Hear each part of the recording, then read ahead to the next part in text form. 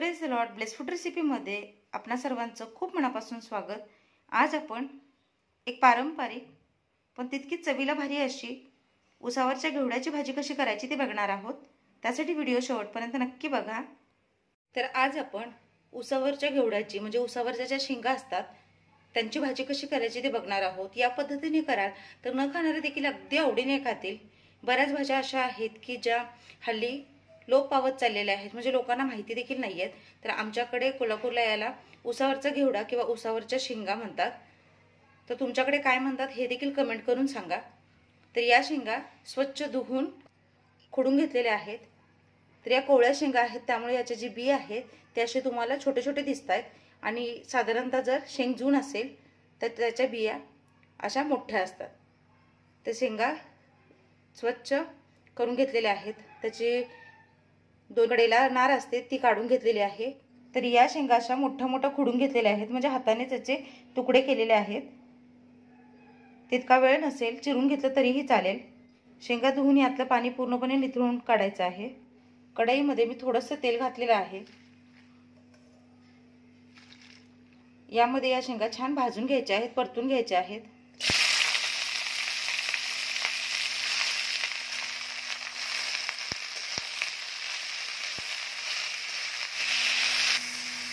तर हे बघा, शेंगा छान चटचटीत भाजून घेतलेल्या आहेत.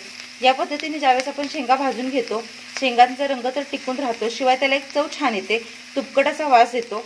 बऱ्याच वेळेस ज्या काही या अशा शेंगा आहेत त्या करण्याच्या चुकीच्या पद्धतीमुळे खायला इच्छा होत नाही, पण या पद्धतीने नक्की करून बघा. न खाणारे देखील अगदी आवडीने खातील. तर आता शेंगा भाजले ते कसं समजणार, तर ज्या बिया दिसत आहेत आणि शेंगा दिसत आहेत त्यांच्यावर असा बघा छान असा चट्टा उठलेला आहे. तर या शेंगा आपण पाण्याचा वापर न करता करणार आहोत. गरज लागली तरच पाणी घालायचं आहे. तर रंग काय छान दिसतोय ते बघा. तर आता या शेंगा आपण छान भाजून घेतलेल्या आहेत. 1 मिनिटभर मध्यम आचेवर छान अशा या परतून घेतलेल्या आहेत. तर हे बघा, शेंगांचा रंग काय छान दिसतोय. आणि आता जवळपास 70% शेंगा शिजलेल्या आहेत, कारण त्या आपण तेलावर परतून घेतलेत, त्यामुळे असे छान सॉफ्ट झालेत. त्या मगाशी जो कडकपणा होता तो कमी झालेला आहे. ज्या कढईमध्ये मी शेंगा भाजून घेतलेल्या आहेत त्याचमध्ये 3 चमचे तेल घातलेलं आहे. तर जास्तीची भांडी खराब नको व्हायला म्हणून याच कढईमध्ये मी भाजी फोडणी घालणार आहे. तेल चांगलं गरम करून घ्यायचं आहे. तर अगदी मोजक्या साहित्यामध्ये ही भाजी बनते. तर तेल चांगलं गरम झालेलं आहे. आता यामध्ये बारीक चिरलेला कांदा घालायचा आहे. तर एक मोठा कांदा बारीक चिरून घेतलेला आहे. कांदा देखील चांगला भाजून घ्यायचा आहे. तर सांगितल्या पद्धतीने कोणत्याही पद्धतीची जास्तीची तयारी करण्याची गरज नाही आहे. अगदी ऐन वेळेत झटपट भाजी बनते. तर सकाळच्या डब्यासाठी असू दे, जेवणासाठी असू दे, अगदी झटपट आणि चवीला छान अशी भाजी बनते. तर वेगवेगळ्या पद्धतीच्या भाज्या खाऊन बघितल्या पाहिजेत. ज्या सीझनल भाज्या असतात किंवा वेगवेगळ्या भाज्या असतात त्यांचं प्रमाण हल्ली कमी झालेलं आहे.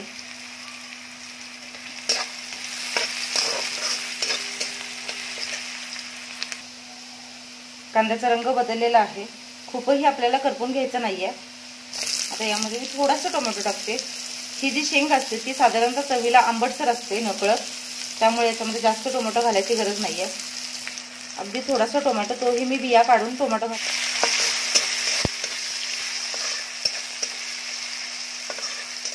देखील छान परतून घ्यायचा आहे साधारणतः मऊसूर होईपर्यंत. टोमॅटो देखील छान विरघळलेला आहे. यामध्ये थोडीशी हळद टाकायची आहे आणि 1 चमचा कोल्हापुरी कांदा लसूण चटणी.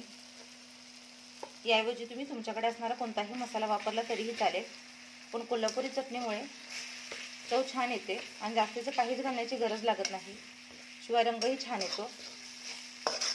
चटणी टाकून म्हणजेच मसाला टाकून छान असं हे परतून घ्यायचं आहे.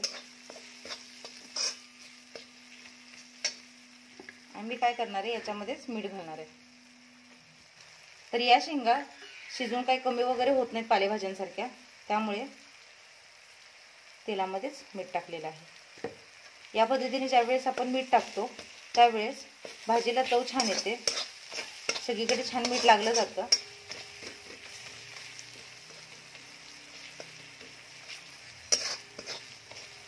कोल्हापुरी चटणी साधारणतः ओलसर असते, त्यामुळे त्याचे असे गट्टे गट्टे होतात, ते फोडून घ्यायचे आहेत। तर बघा रंग काय सुंदर दिसतोय। आता याच्यात आपण ज्या शेंगा परतून घेतलेल्या आहेत त्या घालायच्या।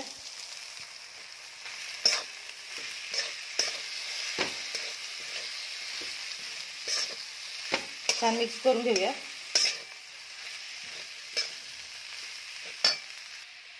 भाजी छान मिक्स करून घेतलेली आहे। आता ही आपण झाकून ठेवून 1 मिनिटासाठी शिजवून घेणार आहोत। जसे मी सांगितलं, गरज लागेल तरच आपण याच्यात पाणी घालणार आहोत। आधी ही भाजी छान वाफेवर शिजवून घ्यायची आहे। इथे मी सुकी भाजी बनवते, त्यामुळे पाणी घालणार नाहीये। तुम्हाला जर ओली भाजी करायची असेल किंवा रसभाजी करायची असेल तर तुम्ही यामध्ये पाणी घालू शकता, पण या शेंगांची भाजी सुकीच छान लागते। तर आता झाकण लावून 1 मिनिटभर शिजवून घेऊयात मध्यम आचेवर। 1 मिनिट झालेला आहे आणि हे पहा, शेंगा छान मऊसूत दिसत आहेत आणि शेंगा बऱ्यापैकी शिजलेल्या आहेत। तर भाकरीसोबत भाजी खायची झाली तर एकदमही सुकी सुकी ती खायला होत नाही, त्यामुळे मी ते अगदी 2 चमचे तेल 2 चमचे पाणी घालणार आहे, सॉरी। तर फक्त नावाला 1-2 चमचे पाणी घालणार आहे। तर शेंगा जून आहेत, कोवळ्या आहेत, यावर शिजण्याचा वेळ अवलंबून असतो। शेंगा जर जून असतील तर तुम्ही पाणी जरा जास्त घातलं तरीही चालेल। तर इथे शेंगा कोवळ्या आहेत, त्यामुळे अगदी फक्त मी नावाला 1 ते 2 चमचे पाणी घातलेले आहे। पाणी घालून पुन्हा झाकून ठेवायचं आहे।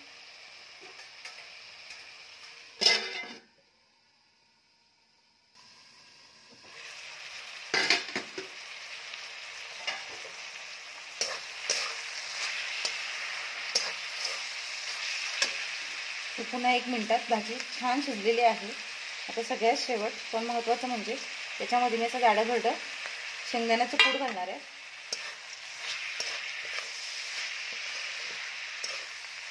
आम्ही सालीसकटच शेंगदाण्यांचा वापर करतो। बघू शकता अगदी पावडर केलेली नाही आहे, तर छान असं दरदरीत शेंगदाण्यांचं कूट केलेलं आहे, त्यामुळे भाजीला चव खूप छान लागते। तर या शेंगा आपण आधी भाजून घेतलेल्या आहेत, त्यामुळे याला शिजण्यासाठी अजिबात वेळ लागत नाही। भाजी जवळपास तयारच झालेली आहे। शेंगदाण्याचं कूट घालून फक्त 1 वाफ काढून घ्यायची आहे। तर हे बघा, गॅस मी बंद केलेला आहे आणि 1 वाफ काढून झाल्यानंतर मस्त चटपटीत अशी झटकीपट उसावरच्या शेंगांची म्हणजे उसावरच्या घेवड्याची भाजी तयार झालेली आहे। काय काय लोक याला वालपापडी म्हणतात, वालोर म्हणतात, तर तुमच्याकडे काय म्हणतात हे देखील मला नक्की सांगा। या पद्धतीने एकदा भाजी नक्की ट्राय करून बघा, न खाणारे देखील अगदी आवडीने खातील। तर जुन्या जुन्या ज्या भाज्या आहेत, नवीन नवीन भाज्या आहेत, त्या नक्की ट्राय केल्या पाहिजेत। अशाच नवीन आणि पारंपरिक रेसिपीसाठी ब्लेस फूड चॅनलला सबस्क्राईब करा, लाईक करा, शेअर करा। सगळ्यात महत्त्वाचं म्हणजे जी काही बेल आयकॉन दिसते म्हणजेच घंटी दाबायला अजिबात विसरू नका। भेटूया अशाच एका नवीन आणि पारंपरिक रेसिपीसह। तोपर्यंत स्वस्त रहा, मस्त खा आणि माझे व्हिडिओ बघत रहा। रेसिपी बघितली त्याबद्दल खूप मनापासून धन्यवाद। एकदा या पद्धतीने नक्की ट्राय करून बघा।